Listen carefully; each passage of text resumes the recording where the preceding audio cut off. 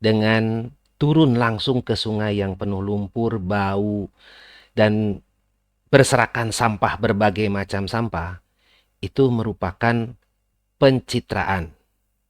Anda sudah melihat mungkin ya di tayangan YouTube yang lain, konten yang lain. Bilang sama Pak Bupatinya. Oke, so, ngomong. Bupati, Tolong ini lebarin sungainya. sungainya biar kita lebarin oleh Pemprov. Yang penting jalannya jangan dulu dibangun. Ya, setuju ya? Oke. Nah ini realita yang saya dapatkan. Jadi saya akan berbicara berdasarkan apa yang saya lihat, saya dengar, dan saya sudah konfirmasikan ke beberapa orang rekan relawan yang berada di lokasi.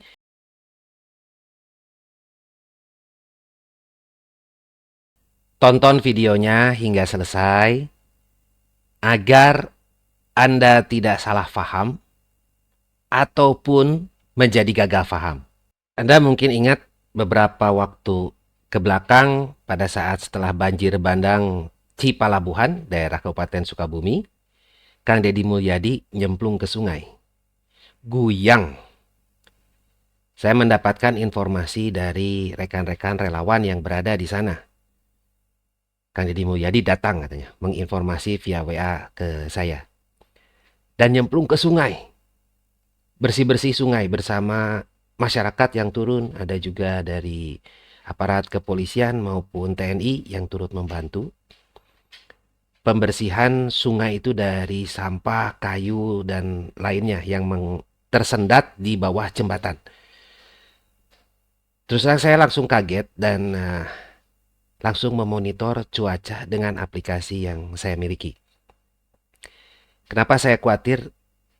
Karena telah terjadi banjir bandang, bisa saja ada genangan-genangan air yang tersumbat di daerah hulu karena sampah ataupun potongan kayu yang menjadi bendungan kecil di atas.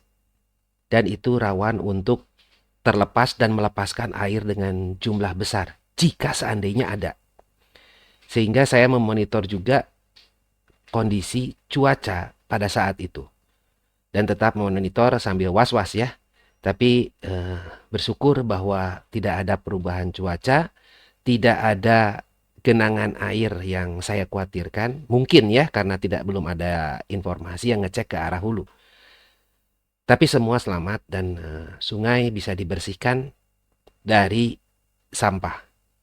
Beberapa orang menganggap apa yang dilakukan oleh Gubernur Jawa Barat, Kang Deddy Mulyadi, dengan turun langsung ke sungai yang penuh lumpur, bau, dan berserakan sampah berbagai macam sampah, itu merupakan pencitraan.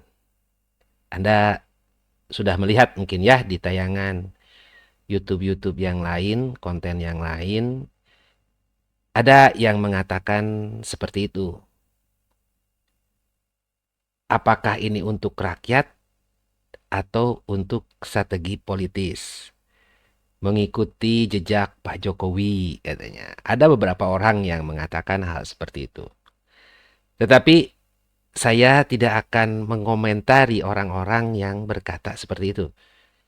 Karena apa yang Kang Deddy Mulyadi lakukan dari hatinya, dari pikirannya, itu hanyalah Kang Deddy Mulyadi sendiri dan Tuhan yang tahu. Tetapi saya akan menginformasikan apa yang saya dapat langsung dari informasi rekan-rekan saya yang berada di lokasi ketika Kang Deddy Mulyadi, Gubernur Jawa Barat, turun membersihkan sungai di Cipalabuhan. Informasi yang saya dapat karena saya memonitor cuaca agar ketika terjadi perubahan cuaca ekstrim, dapat segera memberitahu rekan-rekan yang berada di lokasi untuk memberitahu yang masyarakat, Bapak Gubernur ataupun aparatur yang berada di situ untuk naik. Karena itu berbahaya. Nah, saya tanya kepada rekan-rekan yang berada di sana. Apakah Kang Deddy Mulyadi, Gubernur Jawa Barat pada saat ke lokasi dan akan turun ke lapangan didampingi oleh aparatur atau tidak. Dikawal maksudnya ya, dari mulai perjalanan, lalu lokasi itu sudah disiapkan, dan secara keamanannya, keamanan dari banjir susulan gitu ya, ataupun dari sampah-sampah untuk keselamatan Bapak Gubernur ya. Ternyata katanya tidak ada. Dan kaget. Saya konfirmasi juga kepada rekan saya yang ada di BPBD Jabar. Diinformasikan nggak bahwa Kang Deddy Mulyadi Gubernur akan ke lokasi itu dan akan turun? Ternyata tidak. Beberapa orang mengkhawatirkan juga tentang keselamatan Bapak Gubernur pada saat masuk ke dalam sungai untuk membersihkan sampah. Saya bilang ke mereka, iya berarti ini bagus ke rekan-rekan relawan yang berada di sana. Mengingat pengalaman-pengalaman terdahulu yang saya ketahui dan rekan-rekan ketahui, bahwa jika ada pimpinan daerah yang akan meninjau lokasi bencana ataupun jalur ya yang akan dilalui menuju lokasi, itu dipersiapkan, wah kalau jalurnya kurang bagus atau ada suatu hal yang mungkin dalam perjalanan gitu ya, bisa menjadi pertanyaan gubernur, itu arahnya dibelokkan atau diputar gitu. Dan lokasinya sudah dipersiapkan agar kamera catching gitu untuk pemberitaan media. Tapi ternyata ini tidak. Ya memang ada risiko yang ditanggung ya. Risiko yang mungkin bisa berbahaya buat keselamatan diri Bapak Gubernur. Ya memang ada. Seperti apa yang saya monitor ya. Tak khawatirnya ada air di atas yang masih tersendat, tertahan oleh tumpukan sampah, kayu, dan lain-lain, tiba-tiba jebol gitu. Dan air banjir bandang tiba-tiba datang tanpa ada hujan atau apapun, atau tiba-tiba perubahan cuaca mendadak. Nah ini kan suatu hal yang saya bilang ini bagus. Jadi gubernur itu bisa melihat sendiri tanpa ada yang dipersiapkan ataupun direkayasa, baik jalur kedatangan maupun lokasi, dan tanpa ngasih tahu juga bahwa beliau akan turun langsung ketika melihat ada masalah, turun langsung ke sungai. Ini adalah informasi nyata yang saya terima dari rekan-rekan relawan yang berada di lokasi.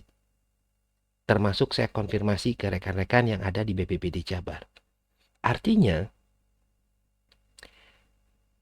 mau apapun di luaran orang berbicara bahwa ini pencitraan untuk rakyat kah, untuk kedepannya, apapun, dengan realistis satu ini, untuk hal ini, saya mengambil kesimpulan bahwa bukan rekayasa.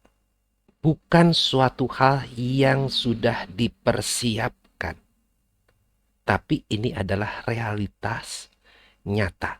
Hal lain yang menjadi bukti apa yang saya ungkapkan tadi adalah unggahan dari Instagramnya Kang Deddy Mulyadi ketika akan menuju ke daerah Babelan ya untuk normalisasi sungai. Jika rombongan ataupun kendaraan roda 4 yang ditumpangi oleh Gubernur Jawa Barat Kang Deddy Mulyadi itu dikawal, tidak mungkin kendaraan itu bisa pelan-pelan menyusuri sepanjang sisi sungai ya, melihat ada sampah, lalu bangunan-bangunan yang berada di sisi jalur sungai itu dengan pelan. Kalau ada pengawalan, saya yakin cepat. Anda semua juga tahu. Ada pengawalan pasti kendaraannya cepat.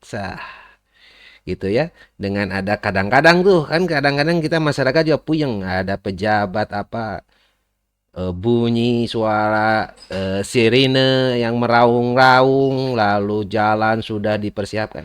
Ini saya nggak lihat seperti itu. Ini saya berada di wilayah Tambun Utara Bekasi ya. Jadi kalau banjir itu wajar terjadi karena lihat, ini daerah sungainya sudah penuh bangunan, sampah bertumpuk. bangunan terus, penuh bangunan, sungainya tertutup. Udah bangunan semuanya, bantaran sungainya sudah tidak ada. Jadi ruang air untuk lewatnya sudah tidak ada. Akibat ruang air untuk lewat sudah tidak ada, maka kemudian terjadilah banjir.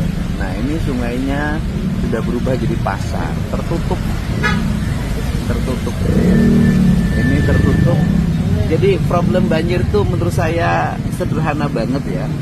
Bukan hanya sekedar masalah di hulu, tetapi hilirnya sangat bermasalah.